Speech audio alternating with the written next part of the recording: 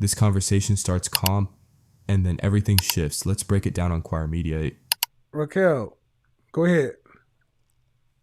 Hello? Hi, Okay. how are you? Can you hear me?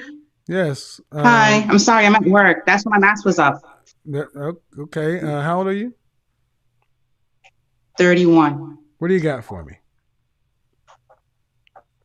Go ahead. What do you have for Is me? it I think, well, from my experience now, I think that most average women are comparing themselves to the 1%, the Cinderella stories. It's like, oh, if she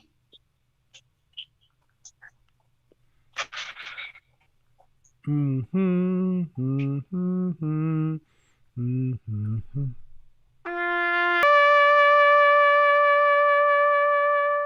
We say the death of Cricket Wireless. The cell phone network met its demise at 12:04 a.m. January the 28th. It's struggling no more. We say goodbye to Struggle Wireless. We are so sorry. It is leaving behind 2 pages, a BlackBerry, and a flip phone.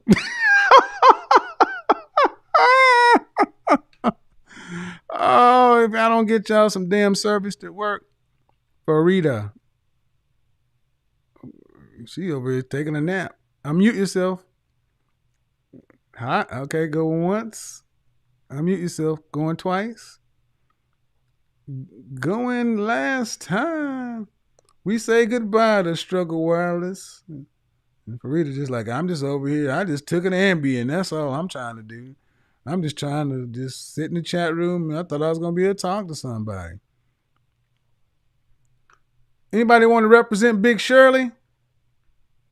Okay, hey, Vapey, she's back. Vapey here. Okay, let's see what you got.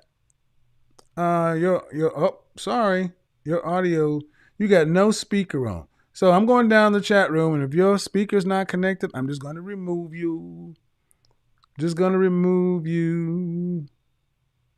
Summer is gone. What this has shown me, though, more than anything else, is there are far more women who really don't know what settling means.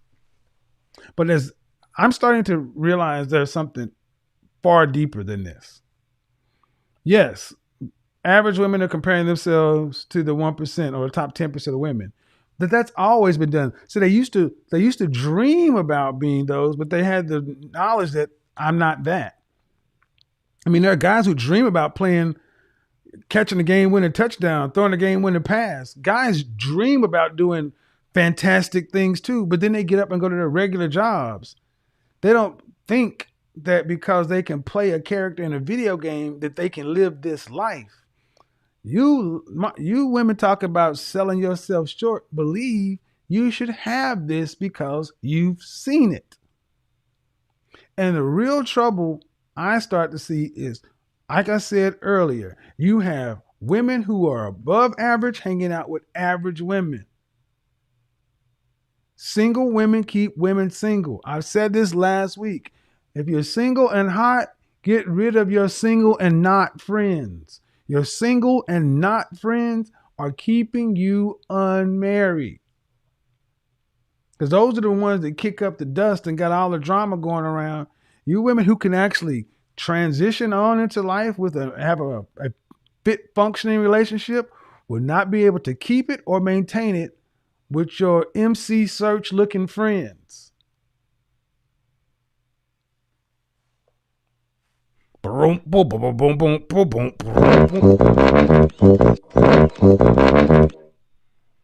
got mad when I told her she was in there just drinking wine, acting, he can't say that to me. It's coming through.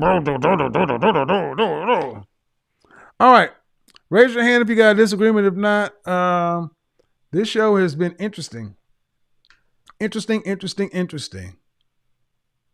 Yeah, settling means you should get something different. And I will say this, ladies. When I ask you, if I ask you your height, weight, dress size, you can't lie about your height. So saying I'm 5'7", or I'm 5'2" and 3/4, or 5'2" and 1/4. No, you're 5'2". Calling yourself 5'2" is not settling. It's just 5'2". But also, one thing we're starting to see, somebody said it before, makeup is a lie. We're starting to see more women are really not living honestly. You're wearing someone else's hair in, on, or around your head, makeup, body shapers, body trainers, all this other kind of stuff, heels, fake nails, fake toenails, fake, just fake. Now we get to the point to where you're all right with faking. You think that the fake stuff really is your ranking. If you go back to the video, I said, what do you look like under all of that? And the woman said, I look the same. No, you don't. Who you are stepping out of the shower with your natural hair is who you are. Who you are stepping out of the shower wet in that mirror, your hair, no makeup. That is the truth. Before any procedure was ever done.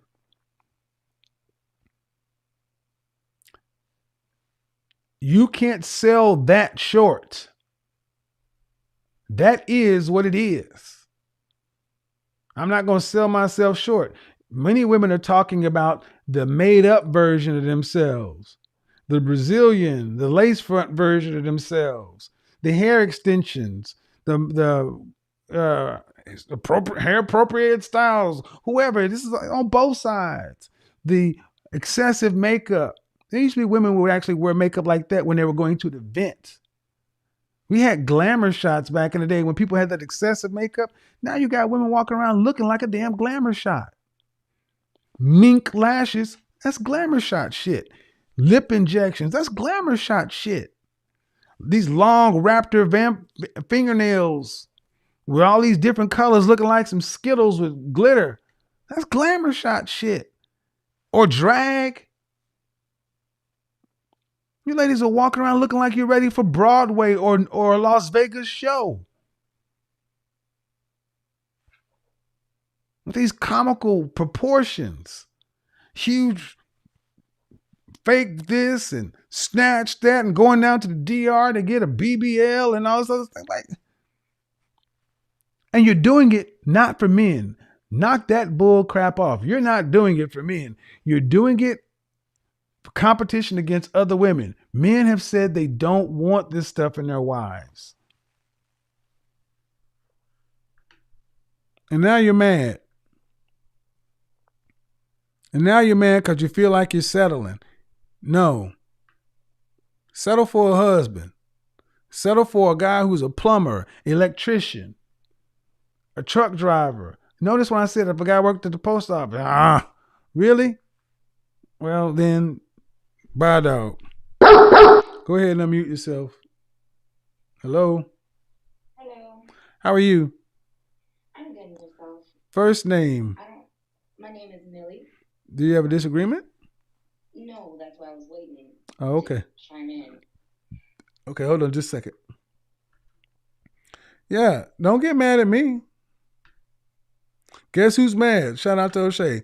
And guess who's mad? But it's not my fault. It is not our fault. It is not average guys' fault that average women feel like they should get above average because you can go buy it. It's not men's fault. It's not average men's fault that average women can go buy a look, go to and put it on like a suit of armor and walk out the house. And it's mine, but it ain't yours. It's not average men's fault that they can make their money in the blue collar way and you making your money in the white collar way, but guarantee your debt to income ratio is far worse than his. Not their fault. Not men's fault that you go to school, and how many times has it been said? Becky go to college to find a husband. Keisha go to college to prove she don't need one. How many times we gonna need to see Keisha come out of college and ask him, would you be willing to marry a guy who has a good federal job? How many times I send that clip out to everybody to keep talking about these women don't have a problem with blue collar men. Shit. And this is why I accept it. So I say high value men got options. Why? Because they're the men that women say they want. So Stephanie, are you ready to go? Let me go ahead and unmute you. A request for you to unmute. I hope your microphone is connected. I don't see a microphone.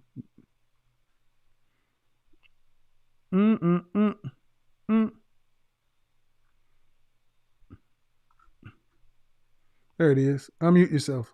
Go ahead. Hi. How are you? I'm great. Just a little nervous, but that's all right. I'm a reasonable person. Just be cool with me. I'm cool with you. I'm cool. Right. I'm cool. Right. So what do you got on the topic? Okay, so are women selling themselves short? My take is that I feel it comes from, maybe it's like a thing from when you're younger. Not a lot of our moms, speaking from a personal experience, my mom, she never really kind of like edified me as a girl and my sisters. So kind of growing up, I had a lot of low self-esteem. Did you have a father in the household? Yes, I did. Yes, I do, actually. Okay, go ahead. So growing up, I knew that, I guess because I was shy, I kind of just like settled for whatever it was that I got, especially with guys. I never really had the best luck with guys. So, from 18 to 20, I just didn't really know myself. Not to say like I didn't price myself high, but I just didn't have the confidence to. I'm 23. Okay. So 23 years old. Did you go to college? I am in college. All right. So presumably you've been out of the house since age 18. Yes. All right. Have you been dating while you're in college? Yes, I have. All right. And has your outlook improved? Yes, as of last year, honestly speaking. Okay. So when will you graduate? I graduate next year. And what's your degree going to be in? Nursing. Huh? Nursing? Yes. All right. So do you want to be married one day? I do. Would you consider marrying a guy who worked at the post office? Here's the thing. That's a yes or no. That's a yes or no. No. Why? Because the life that I expect that I'll be able to give my children, as a nurse, I'll be making. I get what you're about to say, and it's still, you're judging men based upon your income and your education. Right. You're right. I know. That's what bothers. Ladies, hear me and hear me well. Your income and education is not, N-O-T, not what men judge you on. Men are judging you on your appearance, your looks first. And I'm sorry to tell you that if you're an average woman, you're in the category for an average man. And all of you tend to want men who are in the top 15%, really the top 10%. There aren't enough, and they don't want you. I'm not speaking to you, young lady. I'm just saying in general. Understand, when I asked you if you consider a guy that worked at the post office, that almost sound like I'm insulting you instead of thinking he's got a federal job with federal benefits, it's stable and everything else. You just discounted him strictly on money. Now that's actually, I can admit that that's wrong. I feel that we're taught, in positive femininity, that you have to kind of just go for the best. It's like it's the thing that we're taught. You can admit what was wrong. kind of just looking at a guy and saying, okay, if he's working here or if he's only making this much, Oh yeah, I don't want to. and my thing is, no, I'm not going to say whether it's right or wrong. I'm going to accept it. All right, you want to judge a guy based on money, then they're going to judge you based on looks. And if you're going to do that, you better be a bona fide 8, 9, or 10 in looks and 8, 9, or 10 in the body. No exceptions. Right. And women don't I like get it. that. Women don't like it when it's reversed like that. Thank you for being honest, ma'am. Yeah, you want to broaden your dating pool. Don't think you're going to be out here going for the top 15%, because guess what? Danger zone is what ends up happening to most women, because you're all trying to hold out for this phantom guy who's making about what you're making, and they're just statistically not enough. Just not enough. They're not enough of any race. So dating out doesn't solve this either. Thank you. No problem. Thank you. All right. And she was honest. And that's the thing. Most women feel like they're settling or selling themselves short by getting an average guy. And ladies who disagree with me, understand that most people are average. Most women are average or normal looking, and most guys are average or normal earning. Let's look at the Toronto situation. The cuter friend, the cute friend, the one that had the more demure feminine personality, who was sitting in one place having the conversation, had a boyfriend. The last one I spoke to, the 35-year-old with 2 businesses, whatever, who's sitting in the same place, different views. But I could tell you, she's not going to have trouble finding a man. The one that was the most problematic was the one that was the least attractive, the largest, and the loudest. I don't know where you ladies think this is going to work. You can have sex with the man, but no guy worth his salt is going to take it beyond that. All right. Let's do this. Back all in the we'll all go back in. We're all back in. And here's how this is going to work. Those who are on the camera get priority. And those who are not, do not. Oh, Raquel, you decided to pull your mask down and have the conversation. Okie dokie. Let's see. 1, 2, 3, 4, 5. Tiff. 6, 7. Okay, let's go. ATI. I don't know how to pronounce your name, so you're up next. Go ahead. Oh, well, it's awesome. But I just wanted to firstly apologize for just my reaction. The first time I called, I said that you were rude and you kicked me out of the chat, so I just wanted to apologize for that. Okay. Go ahead. But I can barely hear you.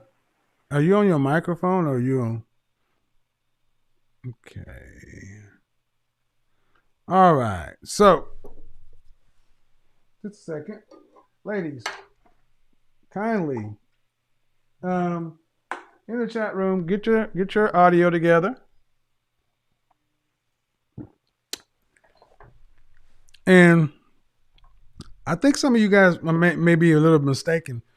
When you come onto the Zoom call, you should be ready to talk to me, not dancing all around or jumping around talking to each other. You need to be in front of the microphone, because I'm just going to start cycling you guys out if you're not ready. Who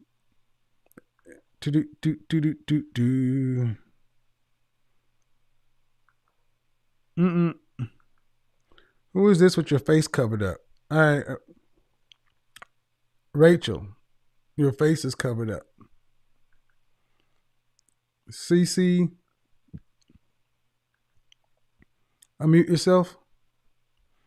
CC, unmute yourself. Unmute yourself. Okay. Are you gonna have to hold the phone steady? What are you doing? All right, I'm gonna go ahead and move on to another person because y'all are playing. Nope. I'm gonna say this one more time. Let me move on for these people. Doo-doo-doo-doo-doo. Mm-mm-mm-mm. I guess they think this is a game.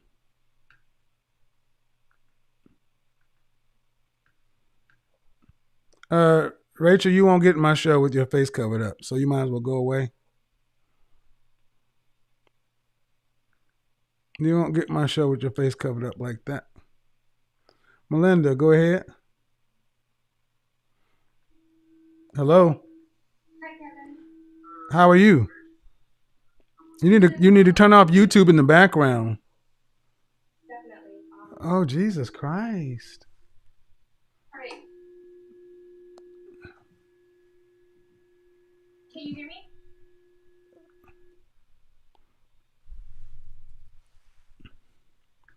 Yeah, I just muted you because I told you to turn off YouTube in the background. You still have it on. And I'm starting to lose my patience with y'all. Y'all are acting kind of silly. Do you have YouTube off in the background? The only thing you need to have on is Zoom. Unmute yourself, please.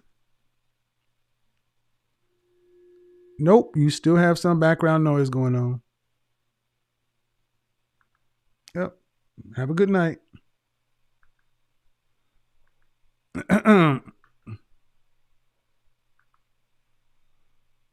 Yeah, I don't have time to keep. Yeah, guys.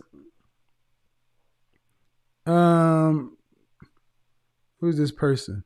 Cece, you need to. Okay, I'm going to ask you guys to unmute yourself again, and I need you guys to pay attention because you were bouncing around all the last time. Okay, hello, can you hear me? I can. First name. Bree.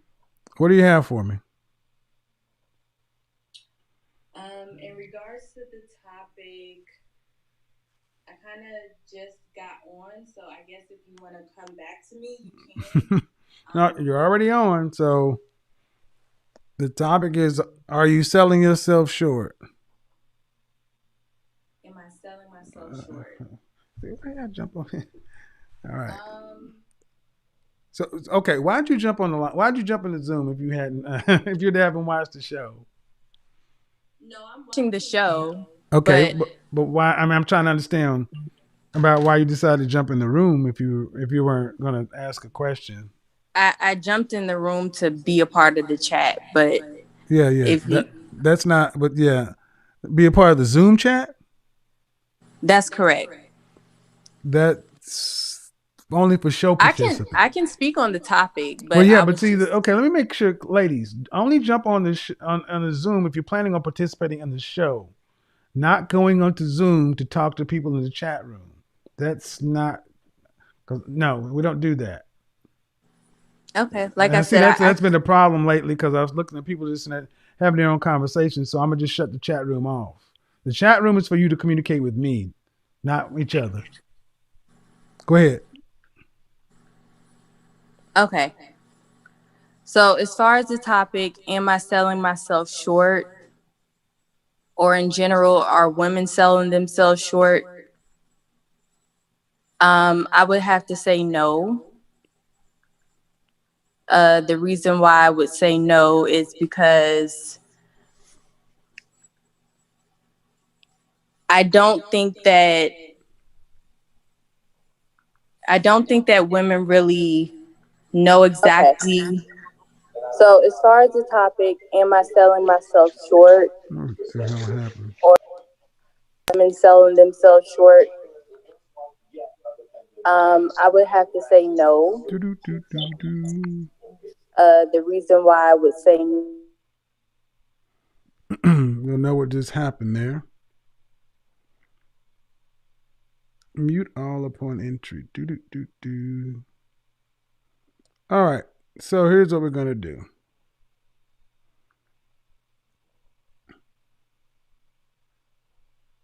One thing that really stands out in this conversation is that Kevin keeps bringing the discussion back to one simple question.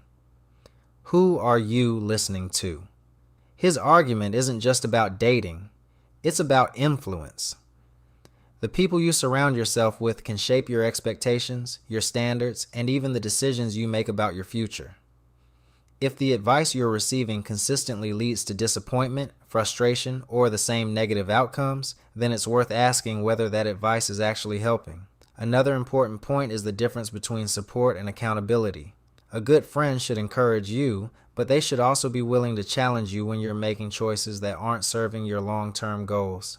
Sometimes the most valuable advice isn't the advice that makes you feel comfortable, it's the advice that forces you to think differently. The conversation also explores expectations versus reality. Many people naturally want the best partner they can find, and there's nothing wrong with having standards. But Kevin argues that standards should also be matched with an honest assessment of what you bring to a relationship. Attraction isn't based on one factor alone. Personality, communication, emotional maturity, lifestyle, compatibility, and shared values all matter alongside physical attraction. Another theme is the impact of modern culture. Social media constantly tells people to know your worth, never settle, and wait for the perfect person. While those messages can be empowering, they can also create unrealistic expectations if they're not balanced with self-awareness and personal growth. A healthy relationship isn't simply about finding the perfect partner. It's also about becoming someone who can build and maintain a healthy partnership. What I also found interesting was the younger nursing student's honesty. When Kevin asked whether she would consider dating a man with a stable blue-collar or government job, she admitted that she had been judging men largely by income. That moment showed something important.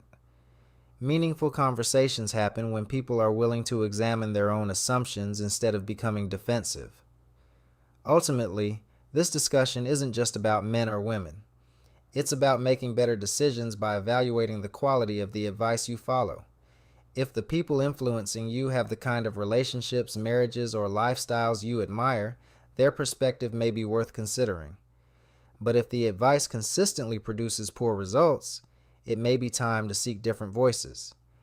At the end of the day, Kevin's central message remains consistent.